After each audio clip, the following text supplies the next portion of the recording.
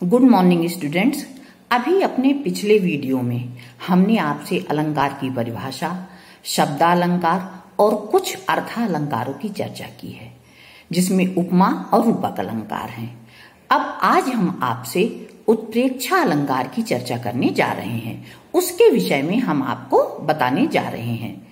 तो उत्प्रेक्षा अलंकार में जब समानता होने के कारण उपमेय में उपमान की कल्पना कर ली जाए या संभावना हो, तब वहां पर उत्प्रेक्षा अलंकार होता है।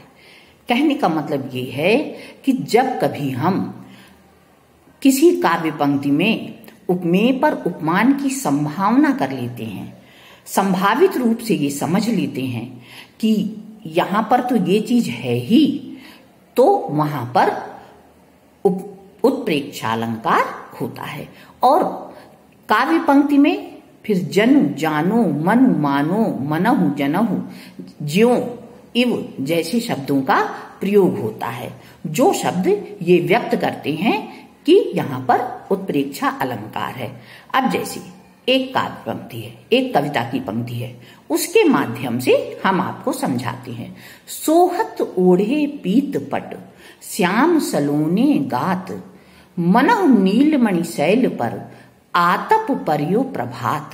अब इसमें भगवान श्री कृष्ण के सांवले सलोने शरीर की सुंदरता को नीलमणि पर्वत की संभावना उस पर व्यक्त कर दी गई है। यानी भगवान का जो नीला वर्ण है, उनका जो सुंदर सलोना गात यानी शरीर है, उस पर ये कल्पना कर ली गई है कि ये संभावना कर ली गई है कि वो नीलमणि पर्वत के समान है, और उस पर जो उन्होंने पीतांबर पट यानी पीतांबर वस्त्र धारण कर रखा है, उसकी कल्पना ये की गई है, ये संभावना कर ली गई है कि मानो प्रातःकालीन सूर्य की किरणें उस पर्वत पर पड़ रही हैं, जो हल्के पीले रंग की हैं। इसलिए यहाँ पर संभावना व्यक्त करने के कारण यहाँ पर उत्प्रेक्षा अलंकार है। तो आपको ये बात समझ में आ गई। इसी बात को हम एक दूसरे उदाहरण के माध्यम से आपको समझाते हैं। चमचमात चंचल नयन, बिच घूंघट पट झीन, मानो सुर सरिता विमल जल, उछरत जुगमीन। यहाँ पर भी संभावना व्यक्त की गई है। नेत्रों पर एक तरह से उनको, नेत्रों की जो है पुतलियां हैं, उनके लिए, उनकी चंचलता के लिए संभावना व्यक्त की गई है कि सुर सरिता यानी देवगंगा में जिस तरह से मछलियां उछल रही हों, इस तरह से सुंदर मछलियां, चंचल मछलियां उछल रही हों, उस तरह से नेत्रों की कल्पना की गई है। उसमें संभावना व्यक्त की गई है नेत्रों की पुतलियों के लिए। तो यहाँ पर भी उत्प्रेक्षा अलंकार है।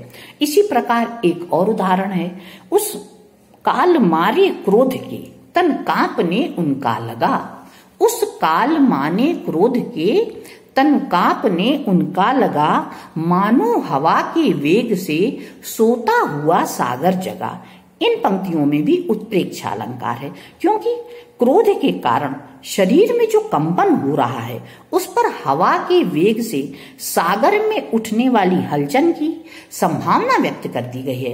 यानी सागर में जो हवा के वेग से हलचल उठती है, उसकी संभावना व्यक्त कर दी गई क्रोधी शरीर पर होने वाले कंपन से।